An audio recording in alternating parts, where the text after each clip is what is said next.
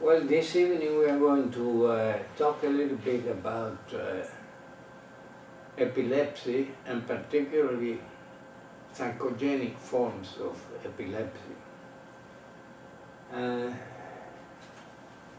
This subject of epilepsy has been, until relatively recent, quite a mysterious problem, and it was interpreted in any number of different ways, and I will read you a little bit of the history of it so that you see how it was understood some years ago, not that many actually in some cases, and how things have changed at the present.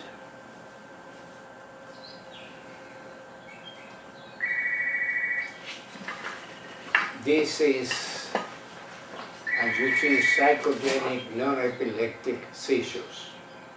And there you have the speaker for tonight. And we will move on to the lecture. Let me read you a little brief history of epilepsy, which I got from the quotation is at the end of the page. So if you want to expand on it, you can do that. People have known about epilepsy for thousands of years, since the beginning of time, but have not understood it until very recently. For example, the ancient Babylonians wrote about the symptoms and causes of epilepsy about 3,000 years ago. They thought that seizures were caused by demons that were attacking the person. Different spirits were thought to cause the different kinds of seizures. There are different forms of epilepsy. The ancient Greeks subjugated epilepsy by offending the moon goddess Selene. One cure was eating mistletoe that was picked without using a sickle or blade during the time the moon is smallest in the sky. The mistletoe could not touch the ground because then it would not be effective against the falling sickness. Epilepsy for many years was called a falling sickness because people fell on the ground and had seizures. Now in 400 before Christ, Hippocrates, the father of medicine, wrote a book saying that people don't get epilepsy from the gods, because that would be thinking bad of the gods. His cure for epilepsy was medicine and diet based on his own scientific theories of the balance between hot and cold. The religious cure of the time was to sleep in the temple or at night and hope that the god Asclepius would appear in a dream and cure you or tell you how to get cured. So you see, there were a lot of myths about it. Let me read you a few more. In Rome, the ancients believed that epilepsy came from demons too, and was contagious by touching or being breathed on by a person that had the disorder. If this would occur, people would spit to get rid of the demon. Since they thought epilepsy was contagious, people with epilepsy would have to live alone. They were isolated. In Europe in the Middle Ages, epilepsy was called the falling sickness, as I mentioned, and people looked to saints and to relics of saints for cure. If you had the disorder, could get a special breast ring that would help control your seizures, they believe. This idea, which of course was cocaine, was still around in colonial America when George Washington's daughter Patsy had seizures and was given an iron ring by her doctor to try and cure her of the epilepsy. During the Renaissance, people started to read ancient writings again, and the ideas of long ago came back into fashion. Some people thought that people with epilepsy were prophets, were special people. They had visions, they could tell the future, because they could see the past, the present, and the future when they were unconscious during a seizure. People with epilepsy were thought to be very smart, because some very great people in the Roman Empire had the disorder, including, for example, Julius Caesar and Petrarch. Epilepsy was still believed to be a terrible disease by the common people. Now, during the Enlightenment years, from the late 1600s on, belief that demon-caused epilepsy faded. People thought that epilepsy was contagious at such times because of some famous cases where, in fact, in an institution with orphans, all the orphans started acting like they were having seizures, so they assumed that they were contagious, which of course it is not. Because epilepsy was thought to be contagious, people with this disorder were locked up in mental hospitals. They were kept separate, though, from the mentally ill, so that the insane will not get epilepsy as well.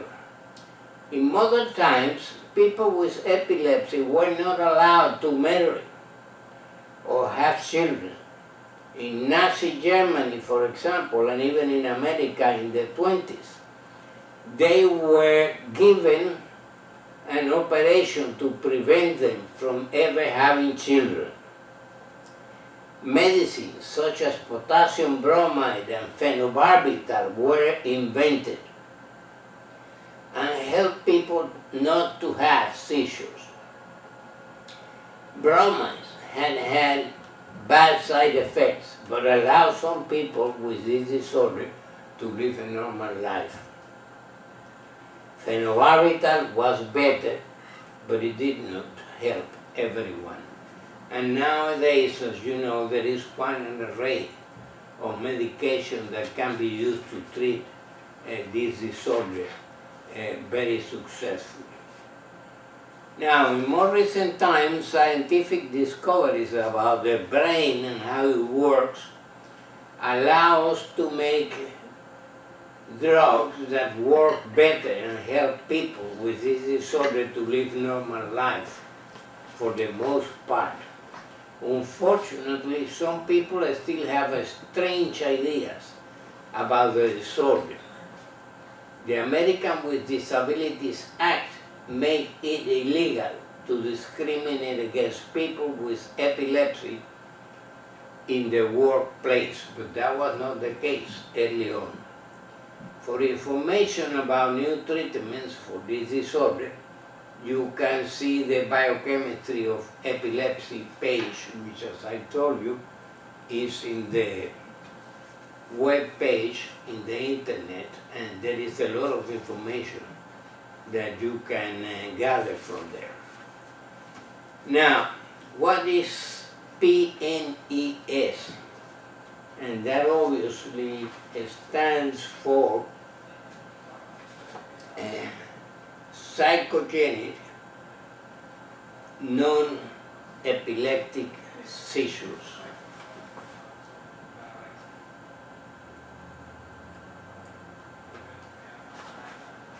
And that too came from information that is available, particularly internet, where there is a great deal of information about this issue by very reputable people.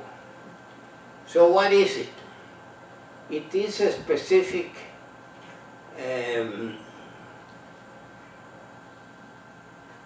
disorder where people have what are apparent seizures, but they really are not of an epileptic nature.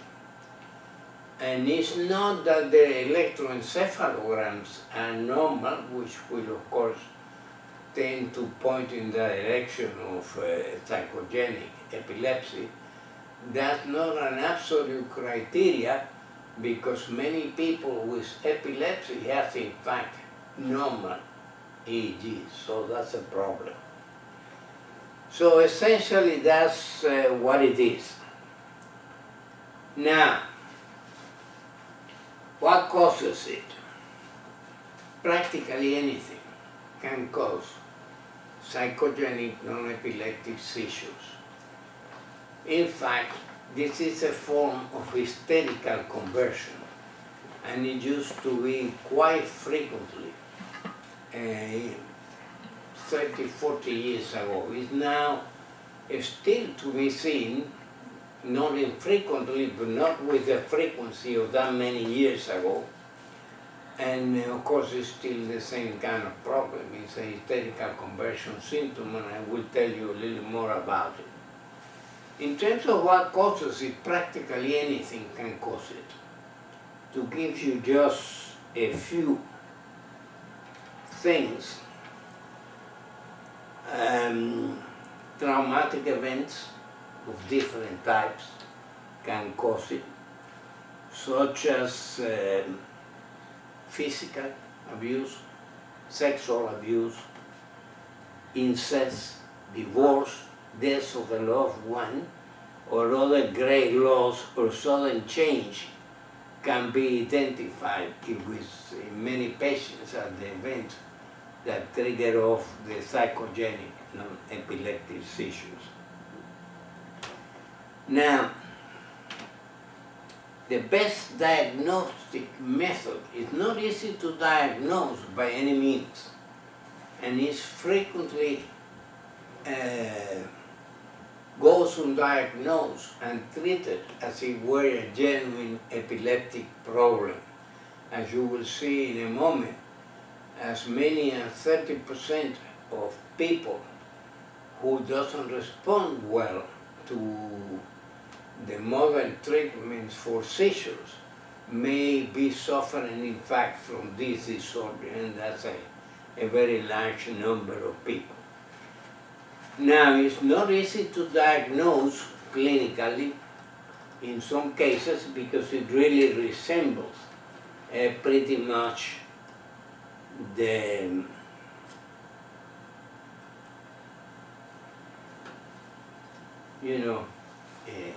different forms of epileptic seizures, and as such, clinically, it's not always easy to clinically see the difference. But we have in this town, in fact, a gentleman which is a professor of neurology at the University of South Florida. He's a neurologist, and he probably has quite an organization that deals with epilepsy in general, and particularly with this type of disorder. And what they recommend is quite complex. The most reliable test to make the diagnosis, according to him, of psychogenic non-epileptic seizure is an electroencephalogram video monitoring. During a video EEG, the patient is monitored over a time period spanning anywhere from several hours to several days, with both a video camera and an EEG until a seizure occurs or takes place. And that's the best way to diagnose a problem. But as you see, it's quite complex. It may take several days. And sometimes these people will be a week or two without having a seizure, so that's a problem. There are occasionally some ways of elicit the seizure, but that's a little bit intrusive and generally not done nowadays. Used to be done in the past. So. Now, let me show you. This is a drawing of Charcot, which is the gentleman in the middle, right in the middle there. And Charcot was a famous psychiatrist, French. And he worked at a hospital called the Salpêtrière. And what you're seeing here is a woman that had been put in a hypnotic trance. And as you see, she is falling on the hands of somebody there, and he's demonstrated how, he's trying to demonstrate how you could induce in some of these people by means of hypnosis the seizure. He was a very famous man. Indeed, Sigmund Freud visited the Salpêtrière, and that was at the beginning of last century, in the early 1900s. Now, let me show you some of the bizarre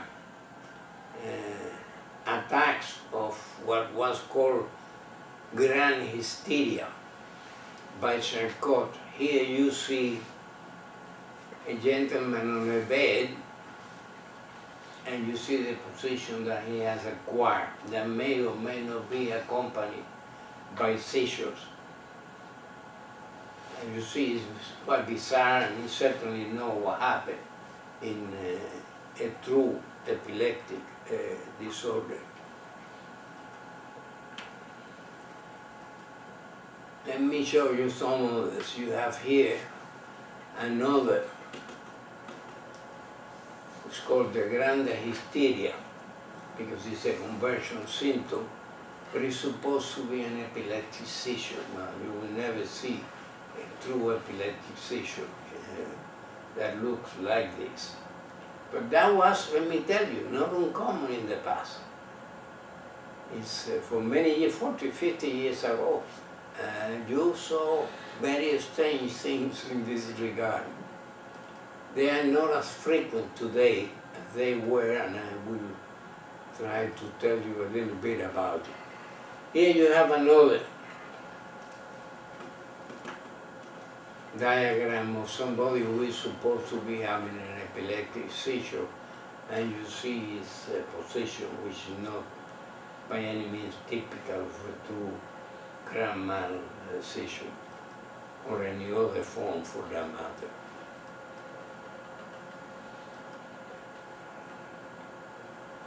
Now, as I mentioned a little while back, Dr. Bembadis, which is a neurologist here at the University of South Florida, who really has an enormous amount of knowledge and is very good at diagnosing both genuine epilepsy and the psychogenic forms of it by the method of the combination of a video camera and an electroencephalogram that may be run for days.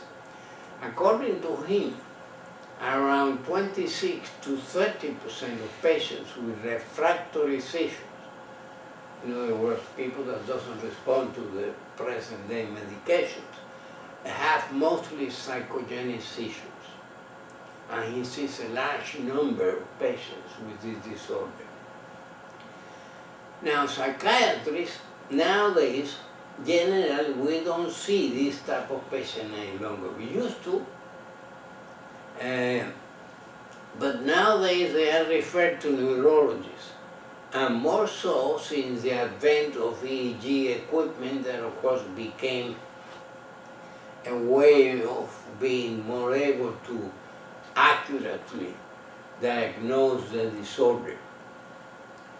But 40 years ago, this type of hysterical conversions, including the seizures, the grand mal epileptic or absences or whatever it was, were quite common in psychiatric practices.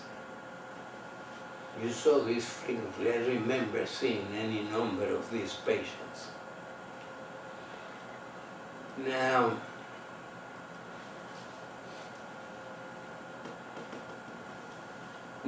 hysterical conversions, which is what this is, include a wide array of manifestations, including, as we have been describing, the psychogenic seizures, but they include paresis or paralysis of many types.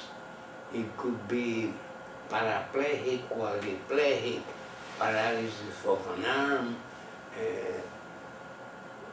hemiplegia, psychogenic blindness actually, or deafness, or tunnel vision, that was very common. And psychogenic deafness was very, very common. Now, all of these things are nowadays very, very rare indeed. It was not uncommon either to see seizure-like movements accompanied by a thrusting of the pelvis back and forth in the bed, particularly in women that have been abused sexually as children and have been badly traumatized by this. In a way, they were unconsciously reenacting the event.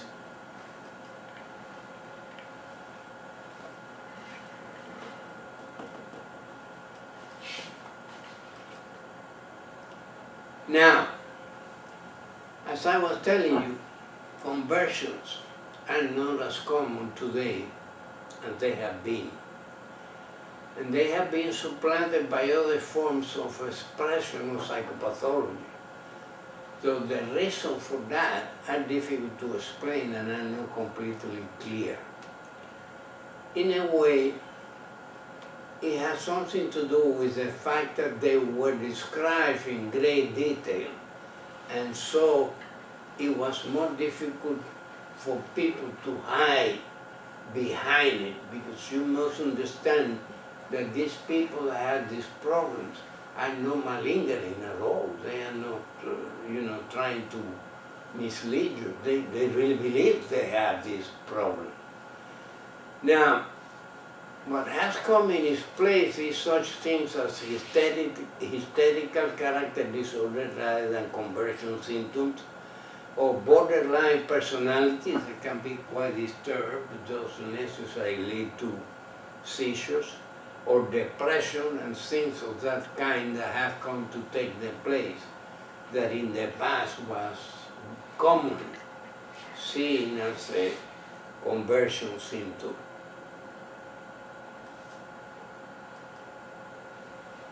Now, so that psychogenic epilepsy equals conversion hysteria. And there is, as I said a moment ago, no malingering involved. These people thinks, feels, and believes that they are ill. They are not putting up a show for anybody of anything of the kind at all.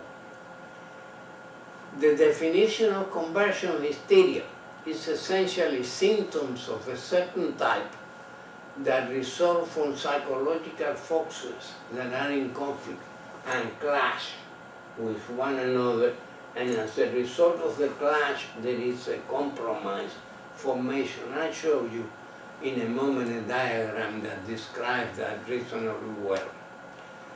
So this whatever the conversion hysteria is, blindness, deafness, paraplegia, whatever, these are symptoms that result from psychological forces that are in conflict, of which the patient incidentally is not aware.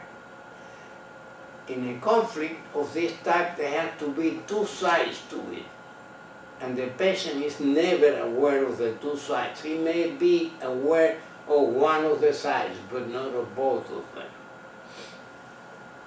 Now, these conflicts tend to take place a certain developmental stage particularly. Hysterical symptoms always have meaning, just like psychogenic non-epileptic seizures have meaning for the person that is suffering from this disorder. And they serve some kind of psychological function, as you will see in the next example.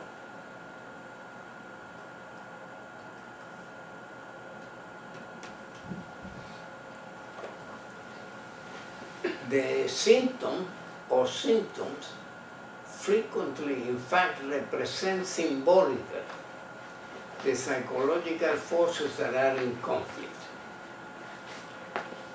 Think of the thrusting of the pelvis on a bed of a young woman, which thinks she's having a seizure. She is, in a way, representing symbolically the conflict and the trauma that she was subjected to. Now, I will give you an example which I actually saw when I was an intern in my country in the university hospital. It was a man that came with a paralyzed arm in this position with a closed fist. He couldn't move it at all. And let me show you what had happened to him. There was the aggressive impulse. What happened is that he had a child that obviously was able to irritate this man to no end. That day, he wanted to kill him. And he wanted to hit him with all he had. He was so irritated by the child. Obviously, that was not acceptable to a part of him.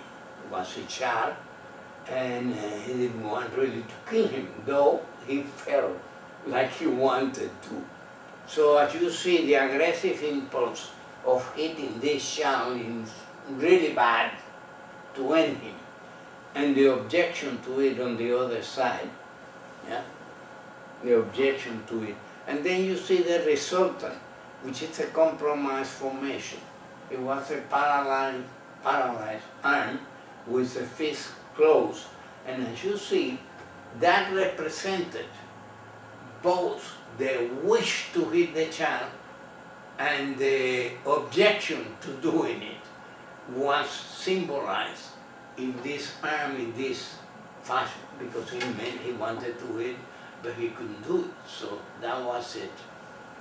Now, usually you treated these people in those days, particularly when it was as frequent, as recent as this incident had been. He came to the emergency room one day when I was in the emergency room, and that happened an hour or two before. And when it was that recent, he said, well, good hypnotic subject, you couldn't do it with hypnosis, creating a trance, and taking him back to the situation, you know.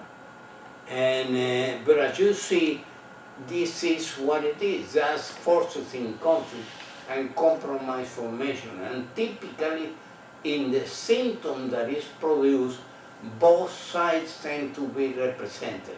At least very frequently, that is the case. That you see both the impulse that is objected to and the objection to it. Now, in the previous drawing that I just showed you, you see what is meant by a compromise formation. The compromise formation was the paralysis. He didn't hit him, he wanted to, but something objected to it, so there was a compromise. And typically, that's two conversion symptoms, very typical.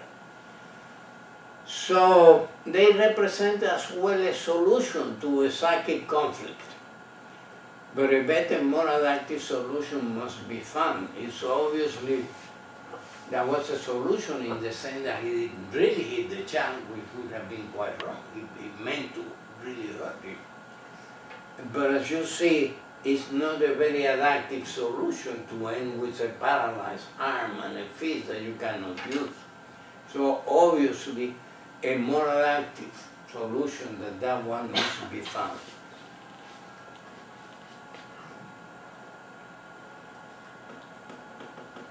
Now, how do you treat these people? Well,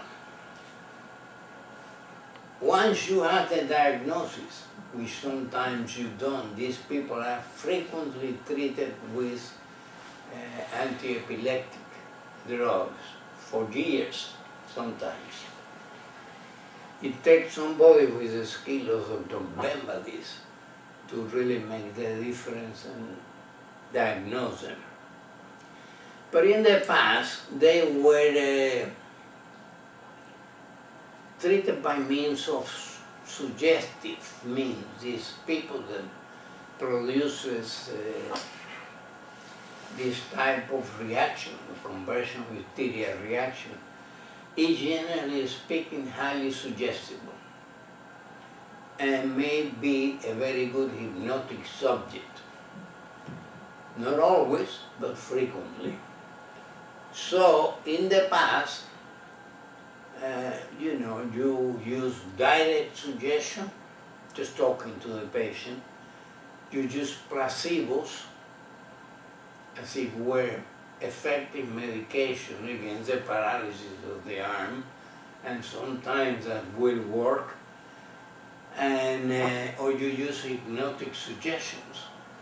That was a little more difficult to do because it takes time to get somebody into a trance, assuming that he is hypnotizable, and then you have to bring him back in time. And that's what I told you, that in that case that I gave you the example, it was relatively easy to do because it was only a couple of hours old. But sometimes if it's something that happened to somebody in childhood, you have a lot of ground to cover before you get there, and it's not that easy. And sometimes if patients don't respond to hypnotic suggestion, which quite frankly nowadays they hardly ever use, most psychiatrists are not trained to do that. Some psychologists sometimes do. But what they use sometimes is something called narco-analysis. In other words, they use something like Pentothal at a certain level, don't knock the patient completely out, but put them in a kind of groggy state, and then move back, try and react the different events that have covered the initial trauma. Because through the years, this gets elaborated and layers of the things are added to it, so that before you get to the center of the onion, you have to build a lot of, parts of the onion. So these things might well be able to suppress symptoms. So nowadays, as I say, it's very rare that they come to you. Let me give you an example, because as you see, it has been thought that, which is not true, that true epilepsy is contagious. That's not true. But psychogenic non-epileptic seizures can be quite contagious. And I mentioned to you the children in the orphanage, all of which suddenly developed seizures. But many, many years ago, when I was in my country of birth, there was a hysterical epidemic in the eastern part of the country. There were some manganese mines. Manganese, if you work with it for a long time, you can develop some neurological disorders, real neurological disorders. But this was people that were well today. By the next day they were all sick with similar kind of symptoms. There was somebody there that had developed neurological symptoms, and they were kind of copying that person, not knowing that they were doing such a thing at all. And there were like 100 of them. Practically everybody that was employed in the mines, getting the manganese out. So what the company did was an American company. They sent this, they talked to the Cuban Psychiatric Association to see what they would suggest. And what they suggested is to bring these patients and divide it in groups of 5 to 10 and send it to different psychiatrists to look at them and see what could be done with them. And I was one of these people. Now, I did take some time talking to them and finding out and so on what happened to them and how the symptoms began, when, how old they were, and so on. And all these people have been well awake before. And this obviously is something that doesn't happen with manganese intoxication. It's a gradual development of neurological disorder. So I got a feeling for one of them being a very good, suggestible character. And he was on a wheelchair, so I wheeled him in my office and hypnotized him and got him out walking into the living room where all the other patients that were having problems were, and they were extraordinarily impressed by it. This was something that one feels a little ambivalent about, because these people are not malingering. They believe that they are sick, and when they are confronted with the fact that they are imagining something, that can be quite disturbing to them, you know. I remember other examples like this in the psychiatric hospital where I used to work. We had several patients that were paraplegics. They were in wheelchair. They couldn't walk. At least that was the assumption. They have been there for years. Well, one day, that building caught fire, and several of these people ran out of the building. They were not lying.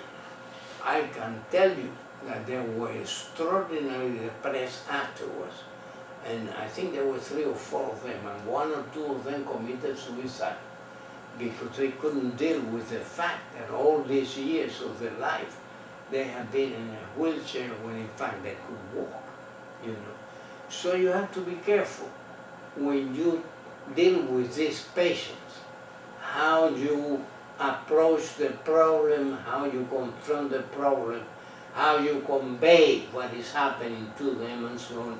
And you may need to take you some time. In the case that I explained to you of the manganese workers, it was a different situation. They came from an extreme of the island, and they had to go back there. There was nobody there to treat them, so you had to do something a little more dramatic. But generally speaking, you have to be very careful with that. One always has to have the principle that whatever the patient comes to you with, even if it is a conversion symptom, that's the best that he or she could do with the resources that they have at the time that they produce it. And you shouldn't go there and take it away all of a sudden. That is not very good and can do them a lot of damage. So, now, the other thing that happens when you use something like hypnosis is that it may not last very long. In this sense, frequently the same type of symptom doesn't return, but they produce a different symptom. And sometimes in the exchange of one symptom for the other, the new one is worse than the original one. So you have to be careful with this. Obviously, if people are in a place where they have access to more sophisticated forms of psychotherapy, you would refer them there. Unfortunately, a lot of these people come from Timbuktu where there is nobody to see them. And in such cases, we did use at the time, and this was many years ago, hypnotic suggestions when we thought that that will work. And what we will do, because they couldn't come to you regular or anything, given where they live, was to pass the ability to start the trance to a relative, whoever it was that came with them. You have somebody in a really deep trance, and it's a good hypnotic subject. You can pass on to somebody else the ability to induce a trance.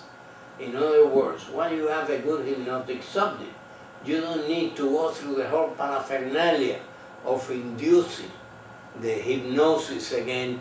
You can leave a post-hypnotic suggestion saying, whenever I count to 3 and you hear the number 3, you'll be falling asleep. And they do. So what we did was to pass that to the family so that they could reinforce the symptom. But as I said, unfortunately, once in a while, they produce a symptom that was worse than the original one, in which case they usually came back to you with great difficulty, because as I said, many of these people live in the middle of nowhere and have very little resources. Now, so that's what I was trying to tell you, that we learn to substitute the symptom for another more benign, particularly in patients that were coming far away. In other words, we didn't use suggestion to wipe the symptom away. What we did, we created another symptom that was less damaging and more viable than the one that the patient has come with. And that worked reasonably well for a lot of people. Because remember, if you don't have the time to deal with whatever it was that led to the situation, let's say that it was a traumatic event, and you are seeing these people for an hour or two, maybe one day, then you have to understand that they have produced a compromise formation that they need. It's essential for their well-being to maintain that compromise formation. So what we learned to do was to try and understand as much as we could, and then try and produce a different type of compromise formation, a substitute symptom, pre-symptom, that was less malignant than the original one. Now, as you know, Sigmund Freud, for many years of his life, used hypnosis to go back in time, to find out what forces in conflict led to this type of resolution at the moment that the symptoms happen. And then he worked from there. Now, the problem too is that not everyone is a good hypnotic subject. And so that's another problem. But as you see, it's not an ideal situation. If you have the patient in an environment where there is better access to psychiatric treatment and different forms of psychotherapy, that'd be the ideal way of dealing with it.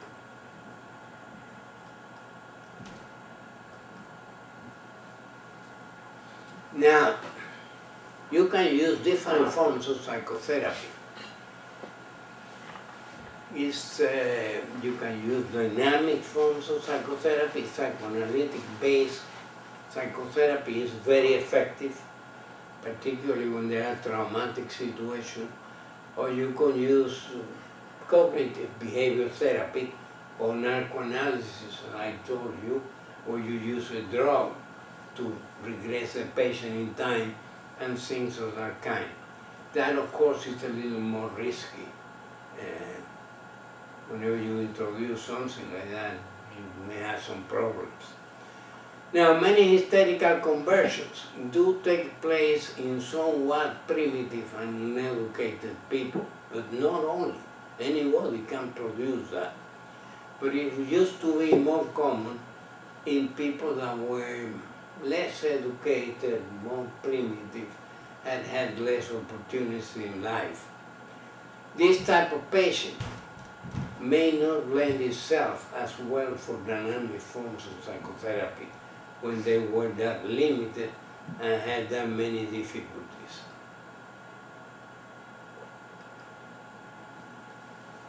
This is just about the center.